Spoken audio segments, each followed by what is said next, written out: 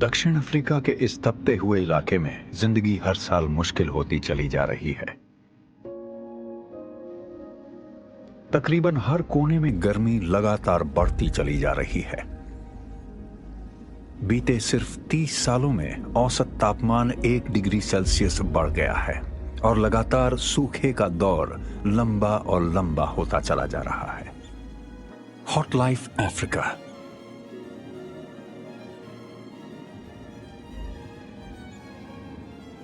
Caracal, the bush on fire.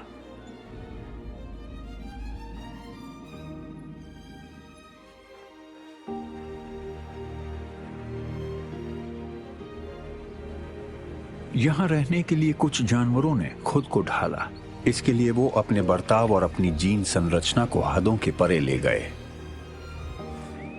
अगर इन रेगिस्तानों के हालात जरा से भी और बिगड़े तो यहां जीवन नामुमकिन हो जाएगा।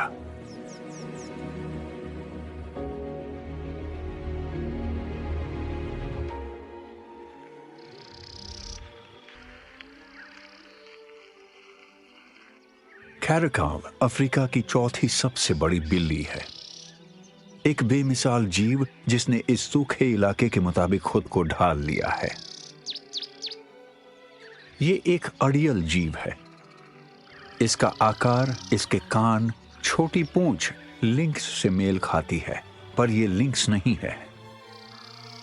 यह सर्वल के ज्यादा करीब है। खास हालात में यह उसके साथ प्रजनन कर सकता है।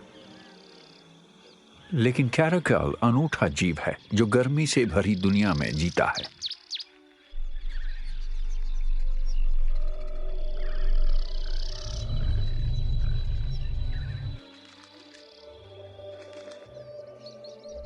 कैरकाल का वजन तकरीबन 20 किलो होता है, इसलिए यह शेर या तेंदुए की तरह शिकार नहीं कर सकता, ना ही चीते की तरह। यह सामाजिक भी नहीं है, इसलिए इसकी टोली भी नहीं बनती। यह छोटे जानवरों का शिकार करता है, कुतरने वाले जीव, रेंगने वाले जीव, यहां तक कि कीड़े भी।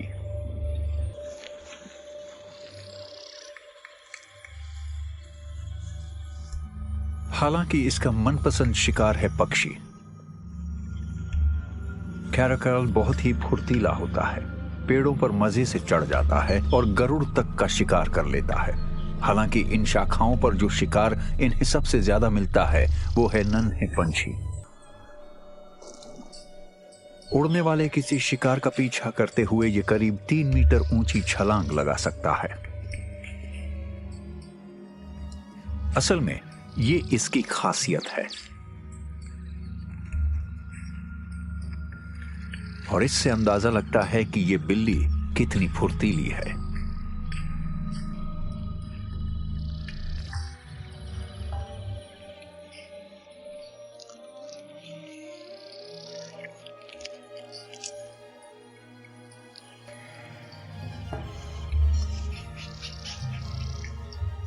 ये टोह लगाकर हर पेड़ पर ऊपर चढ़ता और फिर नीचे उतरता है। इसमें इसके कई घंटे खर्च हो जाते हैं। वहां ये छिपे हुए घोंसलों और ऐसे शिकार की तलाश करता है जो उड़ नहीं सकते।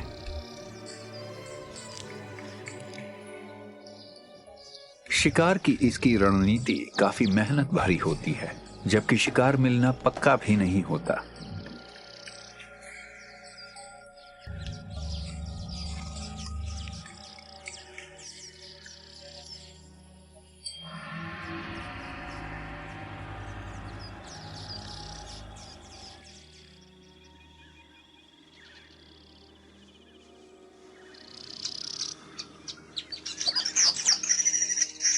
येलो वीवर पक्षी ने घोंसले बनाने का ऐसा तरीका खोज लिया है जिससे शिकारी उस तक पहुंच भी न पाए।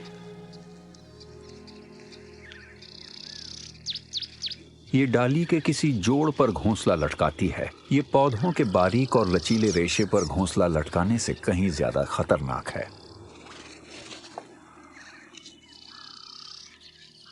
ये घोंसला पत्तियों के बीच नहीं है कि धूप से बचा रहे। इसलिए इसका अच्छी तरह हवादार होना जरूरी है। इसका ढांचा हवादार ही होता है। ये बुनकर पक्षी अपने घोंसलों को 3 मीटर से ज्यादा की ऊंचाई पर बनाते हैं।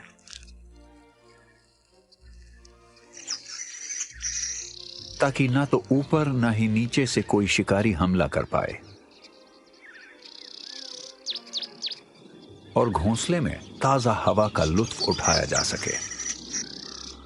ऐसे हालात में कैरकाल के लिए वीवर को खाना आसान नहीं होता।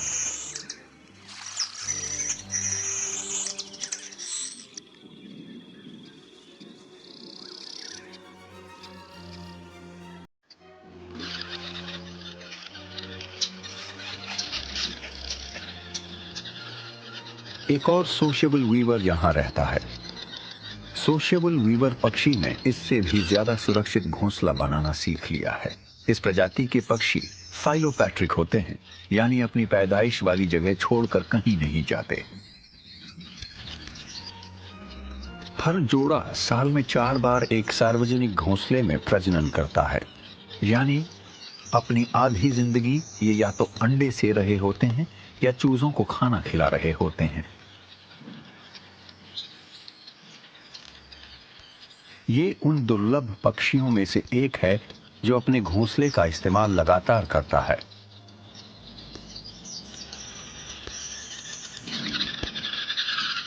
पूरे साल भर। दूसरा कोई पक्षी ऐसा नहीं करता। घोंसला एक खतरनाक जगह होती है, क्योंकि यहाँ की गंध और लगातार होती हरकतों से हमलावरों को शिकार की मौजूदगी का अच्छा खासा अंदाजा लग जाता है, जबकि पक्षियों के शिकारियों को ये कभी पता नहीं चलना चाहिए। हालांकि ये जबरदस्त घोंसला बाकी तमाम घोंसलों से एकदम अलग है। इसका खास आकार और इसमें नीचे बना प्रवेश द्वार सांपों और मॉनिटर लिजर्ड को पकड़ बनाने की जगह तक नहीं देता और वो घोंसले तक पहुंच नहीं पाते। शिकारी पक्षियों और बिल्लियों के लिए यह बहुत छोटा सा छेद है। कैरकल के लिए भी। वो तो डाली के जरिए भी घोंसले तक नहीं पहुंच सकता। ऊपर से तीलियों का इतना बड़ा जाल है कि वहां से अंदर चूजों वाली कोठरी तक पहुंचना नामुमकिन है। ये घोंसले बहुत बड़े होते हैं, इन तक पहुंचना नामुमकिन है और ये बहुत ही टिकाऊ भी हैं। सिर्फ बिजली कड़कने से लगी आग इन्हें तबाह कर सकती है।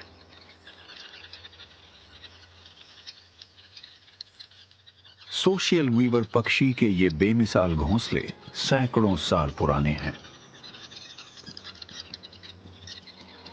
ये है सबसे बड़ा घोंसला जो यहां के एक इकलौते विशाल पेड़ पर है और शायद 1000 साल पुराना है।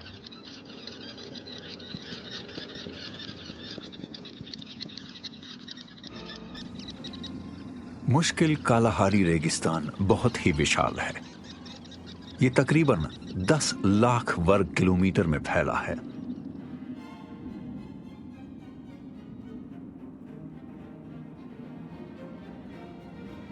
यानी स्पेन और फ्रांस को मिला दें तकरीबन उतना विशाल। और ये बढ़ता चला जा रहा है। यहां के मुश्किल हालात के बावजूद कई जीवों ने यहां रहना सीख लिया है, पर इसके लिए उन्हें अपनी हदों के पार जाना पड़ा है।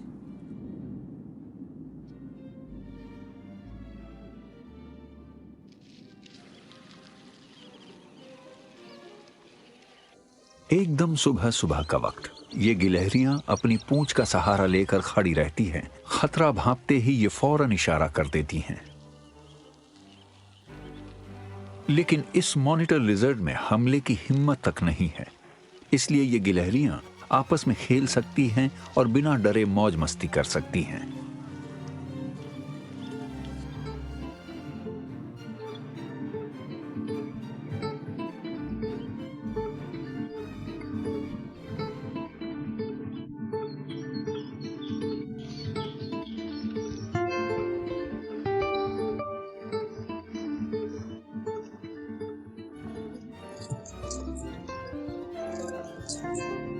ऐसा लगता है कि इन्हें बखूबी पता है मॉनिटर लिजर्ड से कितनी दूर रहना ठीक है ताकि जान आफत में ना आए। आसमान में सूरज के चढ़ते ही ठंडे खून वाले इस शिकारी का तापमान तेजी से बढ़ जाता है।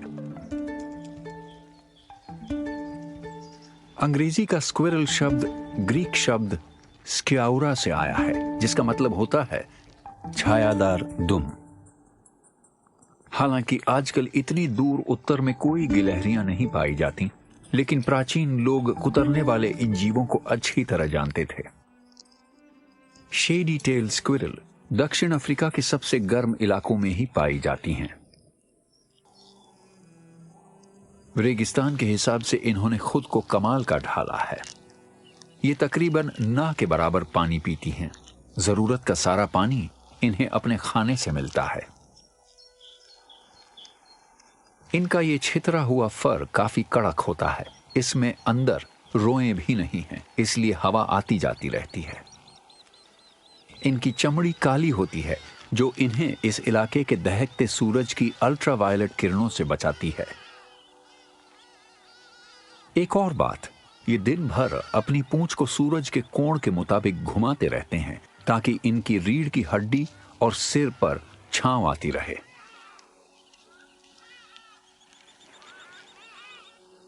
ये दिन भर खाते रहते हैं। इनका तकरीबन 70% वक्त कुतरते हुए बीतता है और बाकी के 20% निगरानी करते हुए। यहां बड़ी तादाद में हमलावर मर जाते हैं क्योंकि अपना पेट भरने के लिए वो शिकार नहीं कर पाते।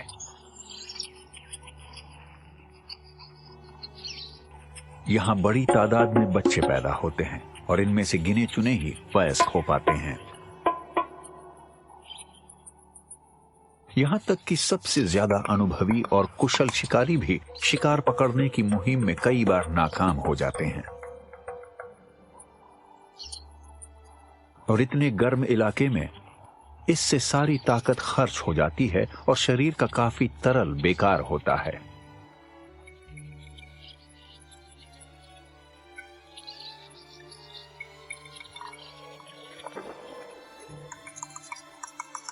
दौड़ना, पीछा करना, उछलना, इन तमाम कोशिशों का अगर नतीजा नहीं निकलता तो ताकत खर्च होती है।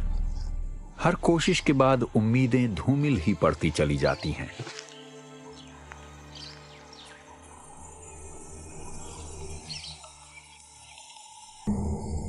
और चिलचिलाती गर्मी भी हालात संगीन बना देती है।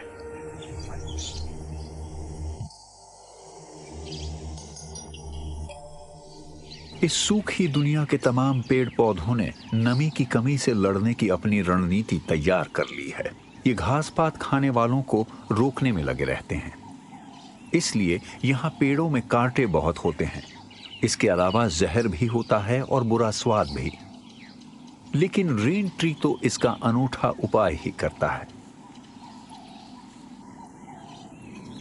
स्थानीय लोगों के मुताबिक इस फिलेनोप्टेरा वायोलेसिया प्रजाति में कमाल की चालाकी होती है।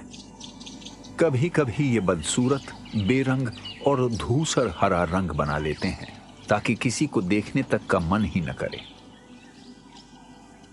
देखने में ये पौधा ऐसा लगता है मानो सूखने ही वाला है। पत्तियां ऐंठ जाती हैं, उनमें छेद हो जाते हैं, लगता है मानो ये खत्म हो रही हैं।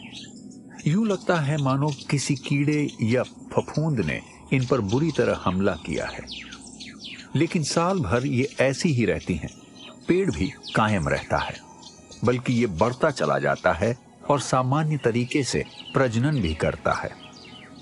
शायद ये किसी कम आक्रामक फफूंद के साथ सामंजस्य हो सकता है, जिससे पेड़ मुसीबत में होने का ढोंग रचता है ताकि घास पात खाने वाले जीव, कीड़ों से लेकर हाथी तक की जरा भी दिलचस्पी इसमें ना हो।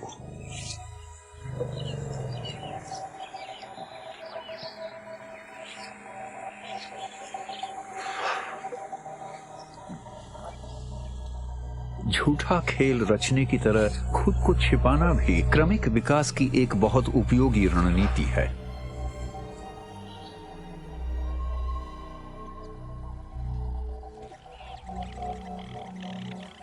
इस तरह आप दिखाई नहीं देते, पहचान में नहीं आते।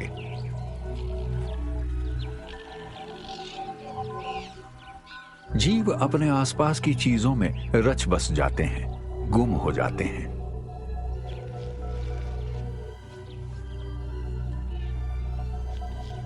ये एक कमाल का टिड्डा है। इत्तेफाक से या फिर किसी गलत पैंतरे की वजह से ही ये पहचान में आ सकता है।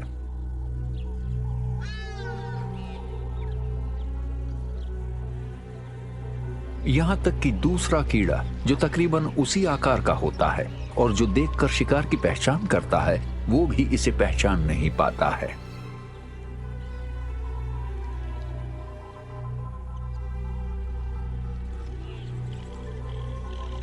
छूने पाने जितना करीब जाने पर भी नहीं।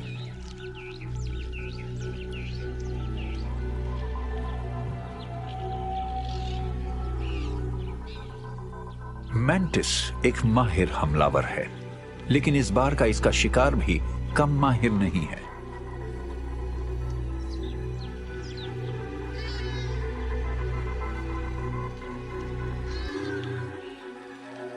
इतने गर्म इलाके में पेड़ पौधों का रंग चटकीला हरा नहीं होता।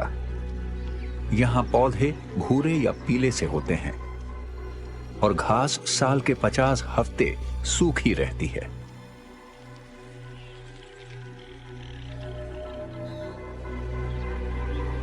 इसमें घुलने मिलने के लिए सबसे अच्छी तकनीक है रंग वैसा ही बना लेना, आकार भी वैसा ही, और हिलना डुलना भी ऐसे मानो हवा डाली के सूखे हिस्सों को हिला रही है।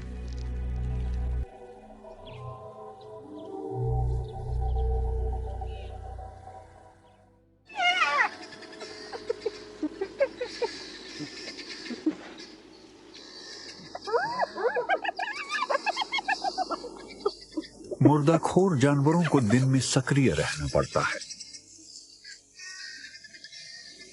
किसी भी वक्त इन्हें कुछ खाने का मौका मिल सकता है, जबकि स्तनपायी हमलावर रात को ही शिकार करते हैं जब मौसम ठंडा हो जाता है। दिन की गर्मी में ये आराम करते हैं। सर्वल असल में कैराकाल का करीबी रिश्तेदार है। दिन की गर्मी में ये अपने फर को चाटता है ताकि बाल गीले रहें। जब ये लार भाप बन जाती है तो ये पसीने की तरह बदन को ठंडक पहुंचाती है।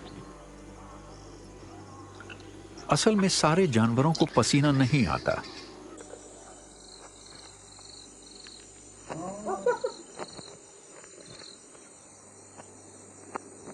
बिल्ली प्रजाति के जीवों को पसीना नहीं आता। वो ऐसा करके बदन ठंडा रखते हैं।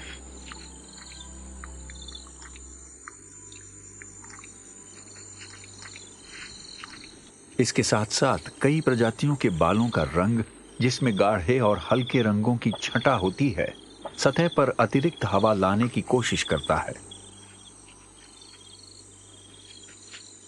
जबकि कैराकाल ने क्रमिक विकास में धब्बों या धारियों वाला तरीका जरा भी नहीं अपनाया है।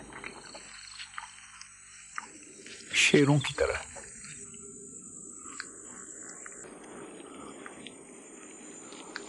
कुदरती चुनाव ने हर प्रजाति की चमड़ी को एक खास रंग दिया है ताकि वो माहौल में छिप सके, ठंडी रह सके या फिर पहचान में ना आ सके। ऊपर की 3 वजहों के कारण और एक खास जीन DKK4 के जरिए ये तय होता है कि बिल्ली प्रजाति के किसी जीव में धब्बे, धारियां या गोल निशान होने चाहिए या नहीं।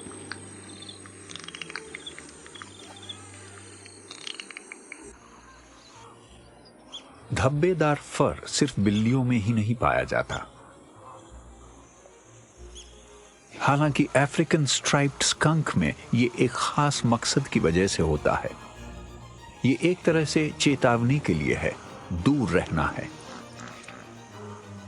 मेरी भयानक गंध तुम्हारा बुरा हाल कर सकती है। इसलिए शेर तक इनके पास जाने का जोखिम नहीं उठाते। ऐसा लगता है कि इस गर्म इलाके में इस झबरीले जीव के कुछ ज्यादा ही बाल हैं। पर यह खास तौर पर निशाचर स्तनपायी है, और जब सूरज क्षितिज के पार डूब जाता है तभी ये बाहर निकलता है।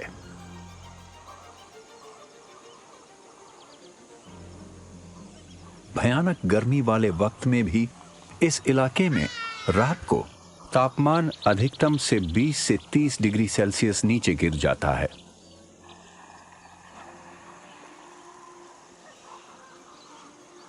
दिन और रात के तापमान में इतना बड़ा फर्क नमी की कमी की वजह से होता है। ये इतना सूखा इलाका है कि सूरज डूबने के बाद वातावरण की सबसे ऊंची परतों से आने वाली हवा के सामने कोई रुकावट नहीं होती है।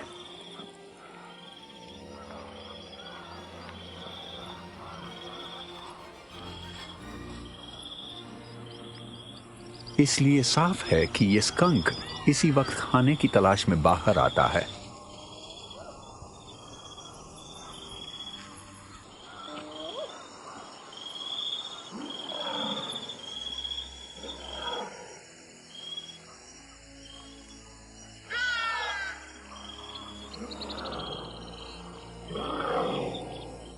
रात की ठंडी हवा की ये आवाज,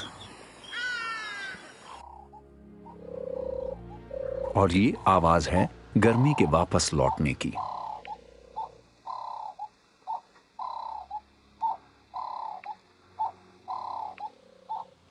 अफ्रीका के इस गर्म इलाके में टर्टल डव की आवाज बहुत सुनाई देती है।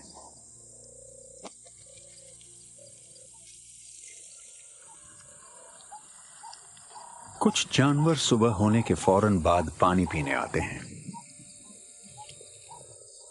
रात में उतनी गर्मी नहीं थी, तो फिलहाल पानी पीने का कोई मतलब नहीं है। जब चारों तरफ कौन सा खतरा छिपा हो ये पता न चले, तो ऐसे में पानी के पास जाना खतरनाक हो सकता है।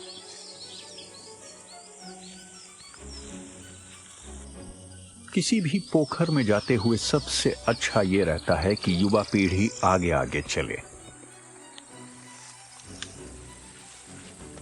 अगर कोई शिकारी झपट्टा भी मारता है तो नौसिखिए और बेचैन युवा पहले निशाना बनते हैं। इस बार तो कोई खतरा नजर नहीं आ रहा है। कोई मगरमच्छ छिपा हो सकता है जो मौके के इंतजार में हो। अभी तो पोखर सुरक्षित है।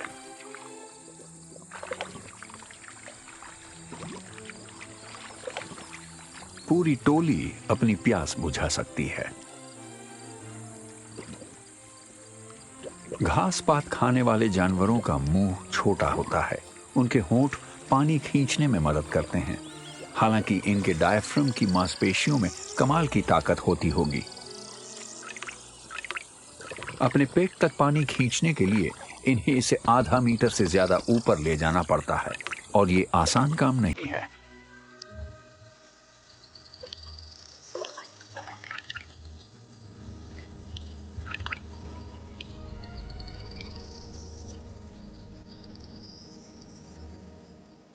कूडूस की ये धारियां बचाव का जरिया ज्यादा है, ना कि गर्मी से बचने का।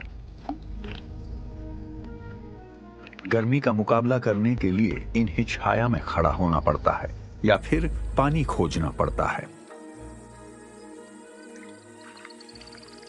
इनके हल्के रंग की धारियां ज़ीब्रा की तरह चौड़ी नहीं होती।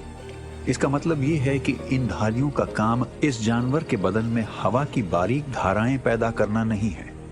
ये एक खास पैंतरे के लिए बनी है। जब कूडूस झुंड में जमा होते हैं तो सारे जानवरों की धारियां आपस में मिल जाती हैं, और हमलावरों को समझ नहीं आता कि कौन सा कूडू कहां शुरू हो रहा है और कहां खत्म।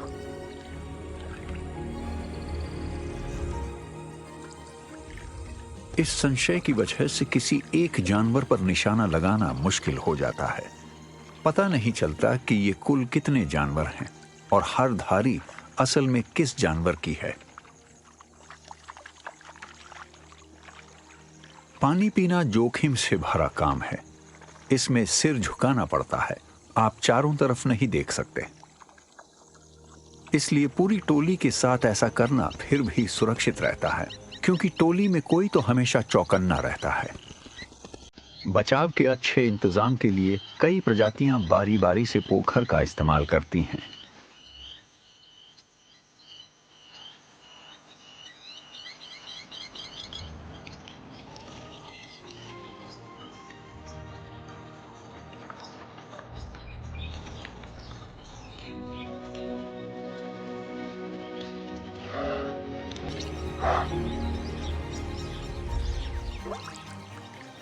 बाघ को छोड़कर ज्यादातर बिल्लियों को पानी पसंद नहीं होता।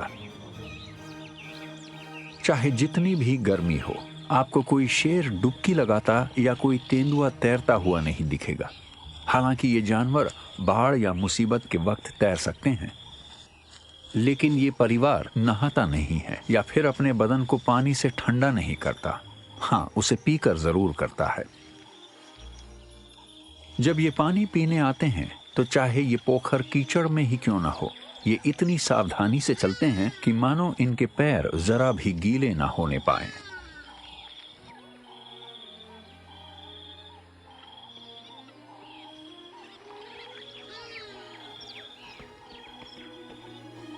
ऐसा इसलिए क्योंकि इन्हें पानी के अंदर छिपे खतरों का डर रहता होगा। लेकिन बड़ी नदी में तो ये बात फिर भी समझ में आती है। सच तो ये है कि पानी पीते वक्त ये अपनी मांसपेशियों को भी पानी में नहीं डालते।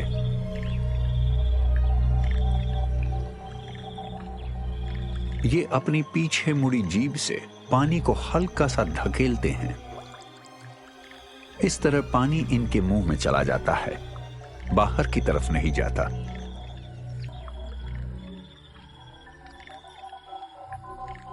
ये तकनीक अजीब सी लगती है और इस तरह इन्हें प्यास बुझाने में काफी वक्त भी लग जाता है। सामान्य तरीके से पानी पीना ज्यादा तेज और कुशल तरीका हो सकता था। आप सोच सकते हैं कि क्रमिक विकास में इनके मुंह उतने अच्छे से नहीं बन पाए होंगे, लेकिन खुले गालों वाले जानवर अपने होठों को पूरी तरह से जोड़कर उनसे पानी नहीं खींच पाते। इसलिए इन्हें धीरे धीरे धीरज से पानी पीना पड़ता है।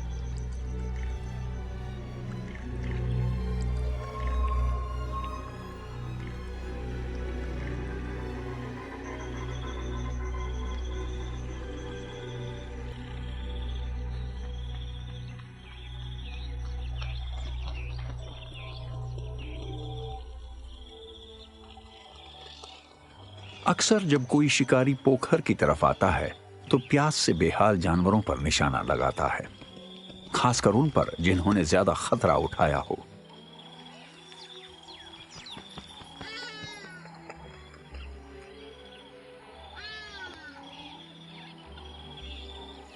लेकिन हैरत में डाले बिना किसी नन्हे पक्षी को दबोच लेना बहुत ही मुश्किल काम है।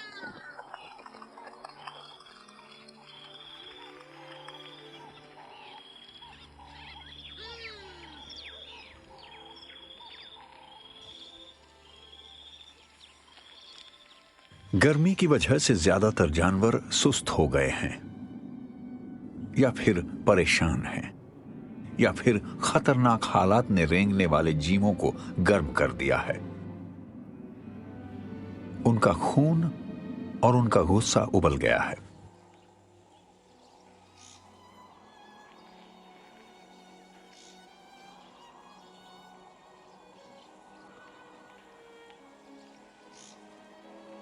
ज्यादा गर्मी वाले इलाकों में इनकी चमड़ी काली होनी जरूरी नहीं है ताकि सोलर रेडिएशन को पकड़ सकें। इसकी बजाय इनके शरीर पर रंगीन और आकर्षक पैटर्न होते हैं ताकि मिलन के लिए साथी आकर्षित हो सके या विरोधी नर डर जाए।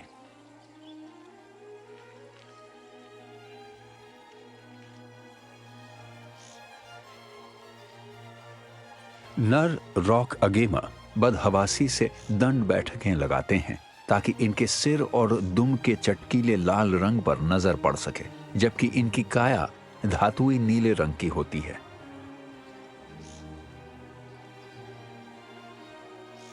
इससे विरोधी पीछे हट जाते हैं और मादाएं आकर्षित होती हैं।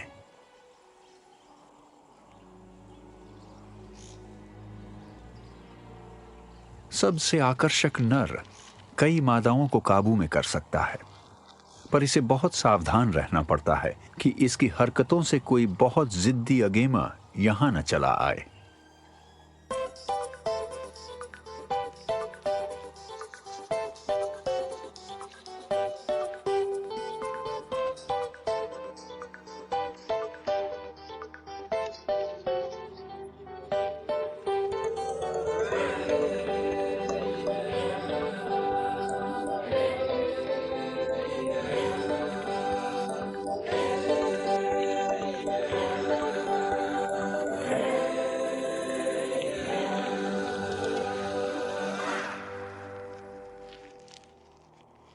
अगेमा की यौन क्रियाएं सूरज की तपिश के साथ बढ़ती चली जाती हैं।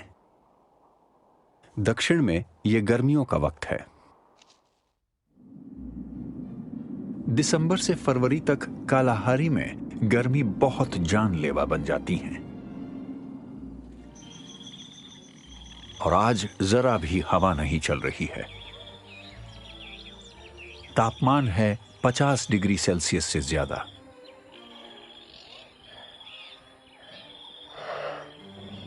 यानी 120 डिग्री फ़ारेनहाइट से भी ज्यादा।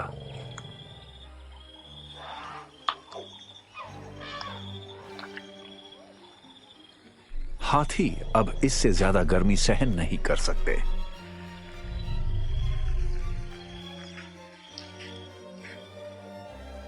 आमतौर पर ये खड़े खड़े ही अपने घुटनों को लॉक करके सो जाते हैं, लेकिन कुछ जमीन से गर्मी की अदला बदली के लिए लेट भी जाते हैं।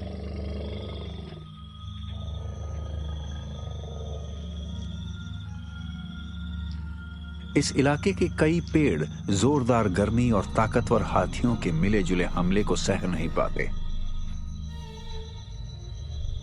सूरज डूबने का वक्त जब धूप कमजोर पड़ने लगती है तो गतिविधियां शुरू हो जाती हैं। अब तक यह मुमकिन ही नहीं था।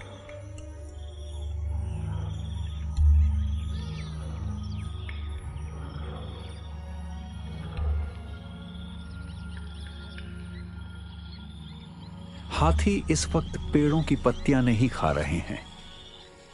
सारे शाकाहारी जीवों की तरह इन्हें भी खनिज और दूसरे पोषक पदार्थ खाने की जरूरत पड़ती है, क्योंकि ये इन्हें रोजाना के खाने से नहीं मिल पाते।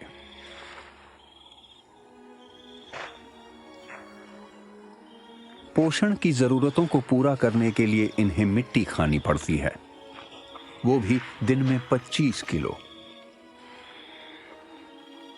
लेकिन इन्हें मिट्टी खाना पसंद नहीं है, इसलिए ये इसे घास और जड़ों के साथ मिलाकर खा जाते हैं। और इनमें बैक्टीरिया होते हैं जो B12 जैसा विटामिन पैदा करते हैं। ये अपनी सूंड से जितनी हो सके मिट्टी को हटा देते हैं, पर बड़ी तादाद में ये मिट्टी इनके पेट में तो चली ही जाती है। ये अपने बिना उंगलियों वाले अंगों का इस्तेमाल करते हैं ताकि मिट्टी टूट पाए और ढेलों को कुचला जा सके। ये अपनी सूंड से सावधानी से खाने के टुकड़ों को उठाते हैं। इनमें इनके सुपर विटामिन और खनिज शामिल रहते हैं।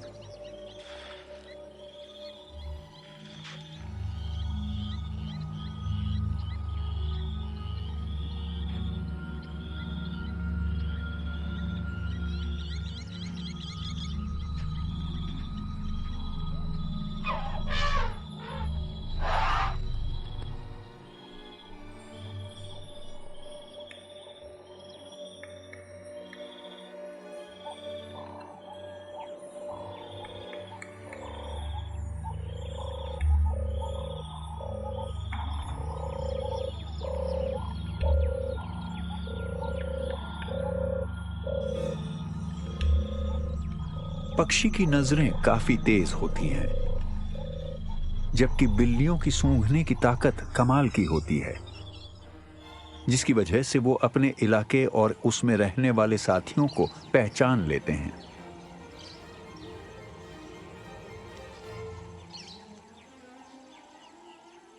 ये मादा इस वक्त मिलन के लिए तैयार है और दूसरी मादाओं की छोड़ी गंध को पहचान कर यहां वहां आ जा रही है, और इलाके के नरों की गंध को भी।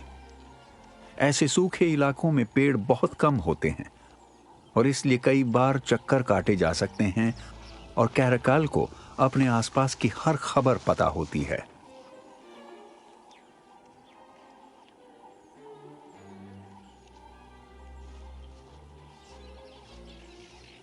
लकड़ी वो सबसे अच्छी चीज है जिस पर ये अपनी पेशाब या अपने पंजों के निशान हमेशा के लिए छोड़ सकती है। जो सूंघ नहीं सकते वो बाकी दूसरे तरीके अपनाते हैं।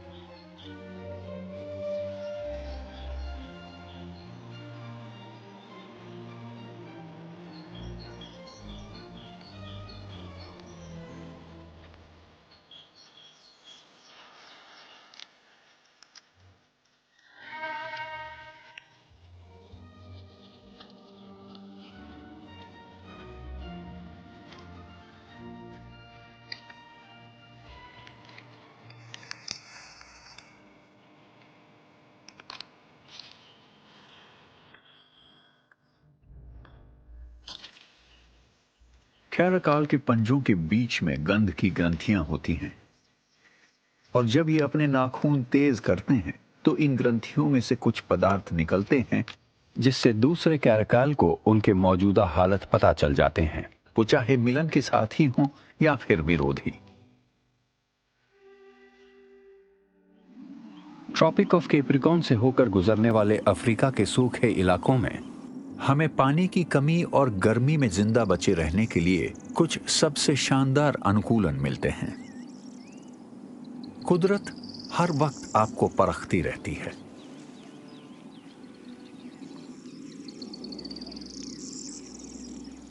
हरियाली सो जाती है और गर्मी के तपते महीनों में सूख जाती है, नमी का इंतजार करती है। टिक-टिक धूप में झुलसकर सुनहरी हुई झाड़ियों और घास में छिप कर रहता है, और ये दुनिया का सबसे छोटा हिरण है। आकार की वजह से ये तकरीबन 1 फुट यानी 30 सेंटीमीटर ऊंची घास के बीच छिपी छिपी खेलता रहता है, और शिकारी इसे खोज तक नहीं पाते। लेकिन नन्हे होने का फायदा यह है कि वो अपने से बड़े गजेल या ऑरिक्स की तुलना में जल्दी ठंडे होते हैं। चमड़ी की सतह के इलाके और शरीर के आयतन के बीच का अनुपात छोटे जीवों में ज्यादा होता है, इसलिए इनमें थर्मल इनर्शिया कम होता है।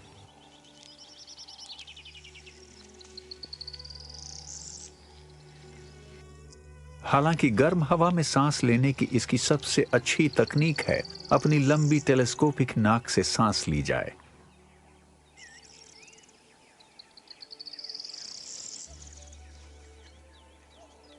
हालांकि जैविक रूप से खुद को ढालने के प्रयोग हमेशा कामयाब नहीं होते, पर अक्सर इनके नुकसान नजर आते हैं।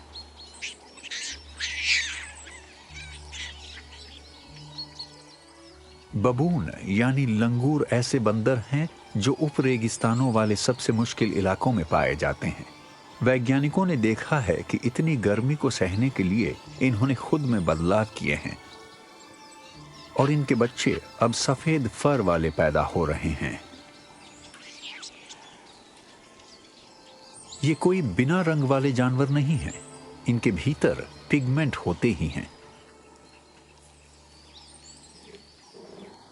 इनकी आंखें सामान्य रंग वाली होती हैं, लेकिन बस बाल सफेद होते हैं। कम से कम पैदाइश के बाद कुछ हफ्तों तक। जीन के इन बदलावों का कोई मकसद नहीं होता, पर कभी कभी इनके फायदे तो होते ही हैं। जैसे इस मामले में सफेद रंग के बाल धूप को परे धकेल देते हैं और बच्चे का शरीर जरूरत से ज्यादा गर्म नहीं होता।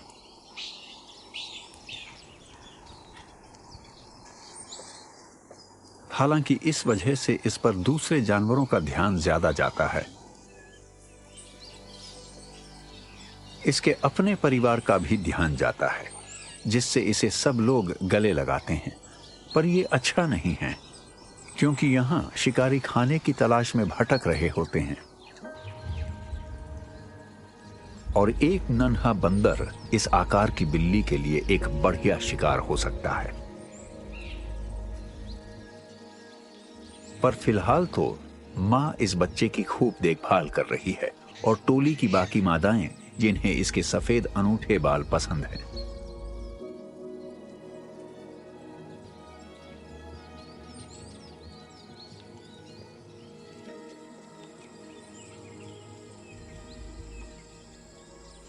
कैराकल शब्द टर्किश भाषा के शब्द काराकुलाक से आता है, जिसका मतलब है काले कान।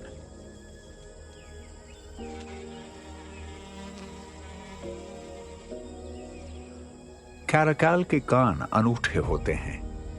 इनमें 28 मांसपेशियां होती हैं और इसलिए ये इन्हें सभी दिशाओं में घुमाकर आवाजों को पहचानते हैं।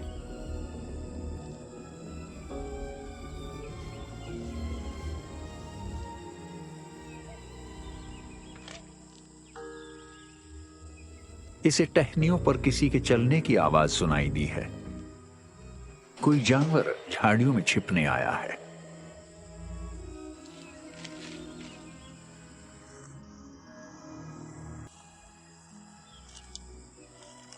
यह है फ्रैंकलिन।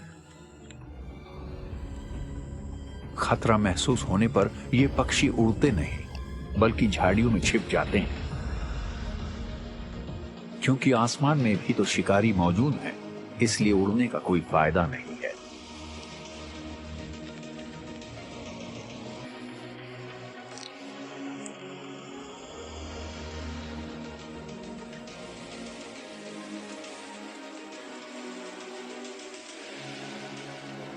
इसने रफ्तार का अंदाजा गलत लगाया है।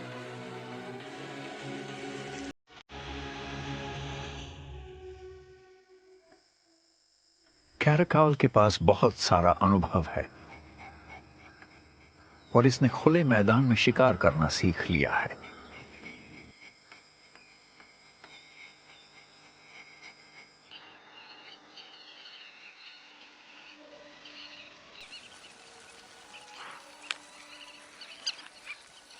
सबसे ज्यादा गर्मी आग लगने से होती है।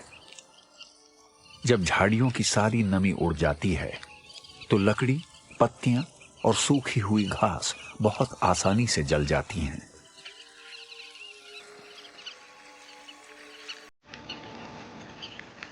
सूखे तूफान के वक्त गरजती और गिरती बिजली से अक्सर इस इलाके में आग लग जाती है।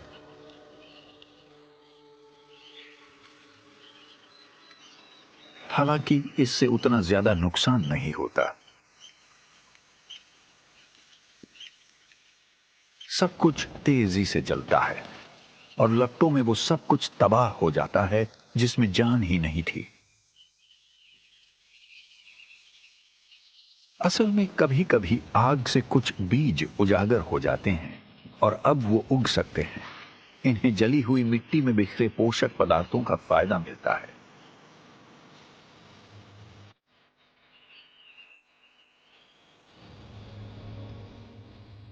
कुदरती आग से सब नया हो जाता है। यहां का पर्यावरण इससे निपटने और बाहर आने के लिए तैयार रहता है। कई जानवर मर गए हैं। वो जानवर जो आग लगने पर फौरन भाग नहीं पाए, लेकिन बचे हुए जीवों के लिए ये पका हुआ खाना है। गिने चुने ये जीव जो सबसे तेज हैं, ये जल्दी ही अफ्रीका के इस जले हुए जंगल में मौजूद जगहों पर अपनी नस्ल को आगे बढ़ाएंगे।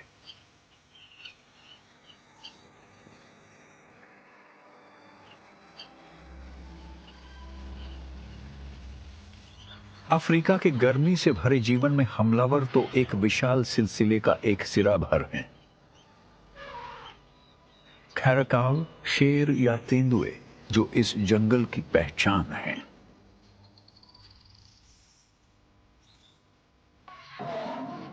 इंसानों के मुताबिक ये सबसे खूबसूरत जानवर हैं। ये कुदरत में अक्सर नजर आ जाते हैं, लेकिन इनका महत्व इनके शिकारों से ज्यादा नहीं है। या फिर यहां की हरियाली से ज्यादा नहीं। हर प्रजाति और हर जीव वहां के इकोसिस्टम के संतुलन के लिए जरूरी होता है। और अक्सर इनमें जो सबसे छोटे होते हैं वो सबसे ज्यादा मायने रखते हैं।